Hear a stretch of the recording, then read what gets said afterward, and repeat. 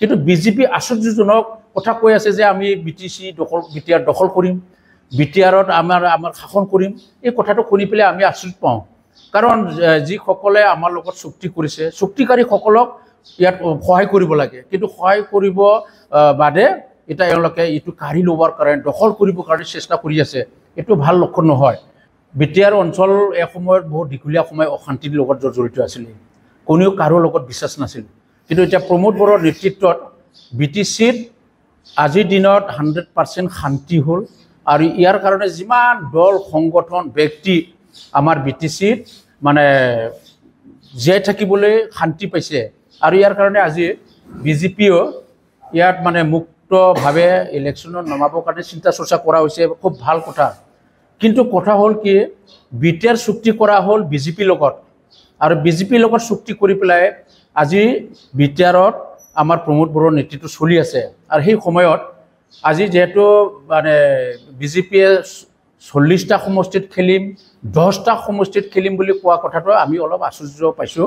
কাৰণ যে আজি যোৱা 2003 চনত যি BTC চুক্তি কৰা হৈছিল, সেই সময়ত কংগ্ৰেছ চৰকাৰ আছিল, তৰুণ গগৈ আছিল মুখ্যমন্ত্ৰী।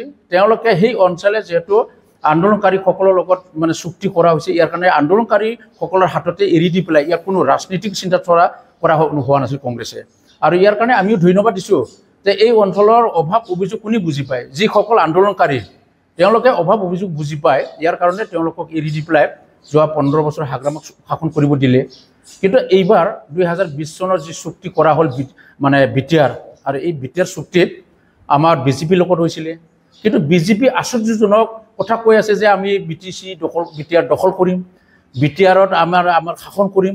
এই কথাটো শুনি পেলাই আমি আচৰিত পাওঁ, কাৰণ যিসকলে আমাৰ লগত চুক্তি কৰিছে, চুক্তিকাৰীসকলক ইয়াত সহায় কৰিব লাগে, কিন্তু সহায় কৰিব বাদে এতিয়া এওঁলোকে এইটো কাঢ়ি ল'বৰ কাৰণে, দখল কৰিবৰ কাৰণে চেষ্টা কৰি আছে।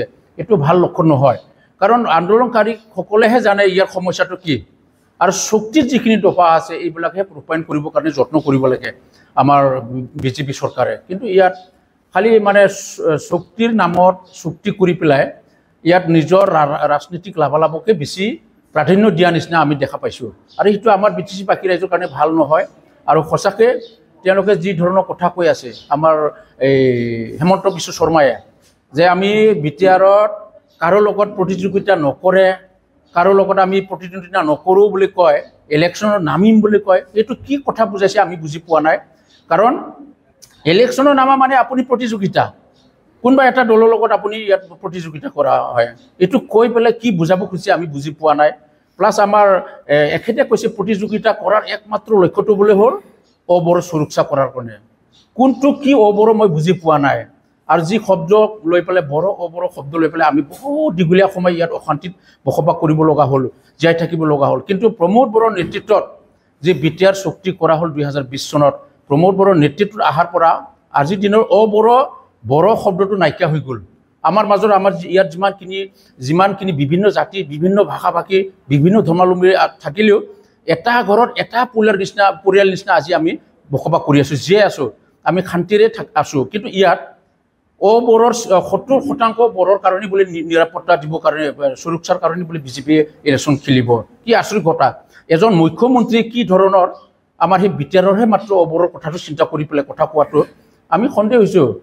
অবড়ো সৃষ্টিকাৰীয়ে সঁচাকৈ আমাৰ অসমৰ মুখ্যমন্ত্ৰী হেমন্ত বিশ্ব শৰ্মাই কৰিছে নেকি, বা আমাৰ বিজেপিয়ে কৰিছে নেকি, মই তেনেকুৱা লাগিছোঁ। আৰু সঁচাকৈ যদি তেনেকুৱা বড়ো যদি ৰাজনীতিক বাতাবৰণে যদি সঁচাকৈ হয়, তেতিয়া ভাবি ল'ব ইয়াত আকৌ অশান্তি হ'ব, আৰু সেই অশান্তি সৃষ্টিকাৰীও হ'ব একমাত্ৰ ডক্টৰ হেমন্ত বিশ্ব শৰ্মা, আমাৰ বিজেপি।